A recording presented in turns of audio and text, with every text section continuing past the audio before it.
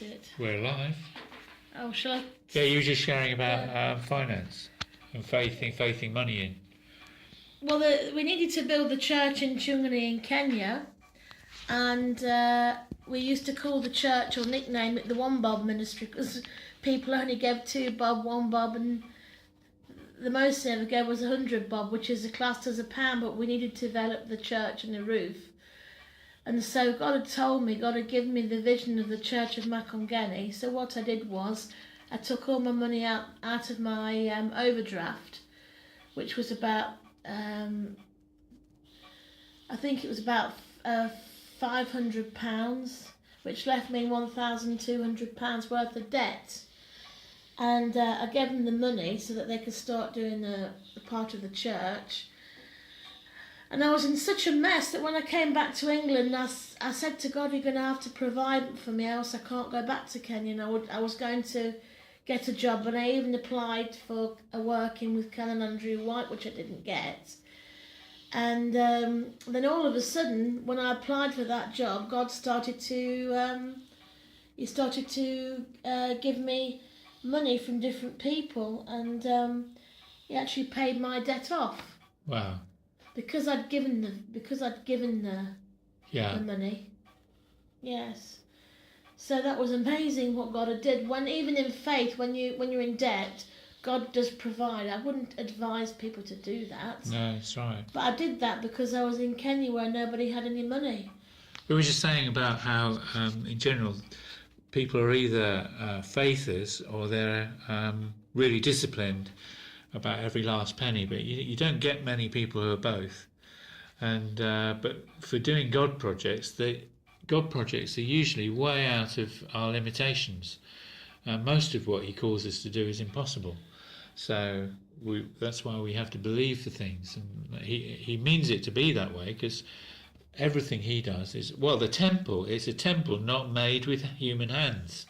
It's made by faith. It's something like that. But nevertheless, I've had to spend the last few years just being disciplined to live within my means and not borrow anything. And what we haven't got, we don't pay. So it's been an amazing discipline.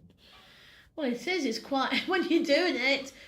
Well, what can they do to you? You can just go bankrupt. But then afterwards, when you see the bank statement, you think, God, did I actually do that? But then God actually, when you do it in faith and it's from your heart, God will provide. And it's just been amazing what God's been doing. All of the work in Kenya, I mean, I only had, £180 a month. Some help from Matt Baggett. Without him, we wouldn't be able to do the project, and other people from Facebook, and without them small bits we'd have done nothing. But God sort of used it in turning like the feeding of the 5,000. I know, it's incredible to think what's been built and what's happened. I mean, we've just spent a bit of a time like that with Mark, because Mark came over, yeah? You've seen the pictures of Mark. And we hadn't a clue how we were going to finish some of these projects and do them. And then Mark turns up, and he's looking to find a bit of accommodation while he pays some tax, because they paid him £2,000 worth of tax, and then they asked for it back 4 years later. Yes. Yeah, they do that. Yes, they did that to me. And so he's been working hard during the days. With God led him to an old employer that used him 10 years ago, and they just met in the street. It was amazing. He'd been to the job centre and nothing as usual. And, it's difficult for us who are 56, 57. It's difficult. And so you can't get jobs. Yeah, and it's usually God just opening doors. And so, but while that's all been going on, Mark's been really helpful and just encouraging us and working alongside and doing some amazing stuff at our house. And we hadn't a clue how that was ever going to happen. Yeah, it was great. So God helped you and helped him at the same time. Yeah, it's really been like that. And it was just a marvellous time, because both of us have been misunderstood. People, just don't listen to a thing we say or whatever locally. And it's just a very healing thing to be with each other and realise, actually, we're normal. Yes, everybody else. Yeah, it's everyone else that's the freaks. Yes. They're just not prepared to listen to what God's really saying. And and it's been a really wonderful time, actually. Yeah. So we need to have prayer now for Elaine, because she needs to know what the next step is too. Yes, because now I've come back from Kenya and I almost died of cerebral malaria. If it hadn't been for God healing me, I would have been dead. But I'm kind of wondering what's next. Do I go back to Kenya? Has God got a ministry for me here? I keep praying for money or sponsorship, but I haven't got anything. So to go back to Kenya would be another act of faith, really. And I'm just praying that God will show me a leading in his plan and purpose really for my life, because now I've come back and I'm not preaching and teaching and doing those things. It's like you've lost your identity, you've lost the realisation who you are. Am I Nasuna from Kenya, or am I Elaine? And you think to yourself, what have I done for the last 4 years? But our God has got a plan for your life, and you're on a journey, and then after a while you see it's like a jigsaw puzzle. He uses you, he trains you for the next plan and purpose.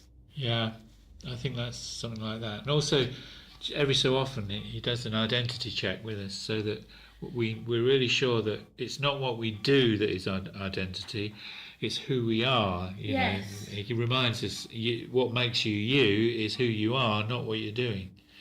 I know I had to pull right away from music for that reason 20 years ago, because I was beginning to think of myself as that's what I am, but actually I'm not. I'm more than that. God's made me more than that. Yes.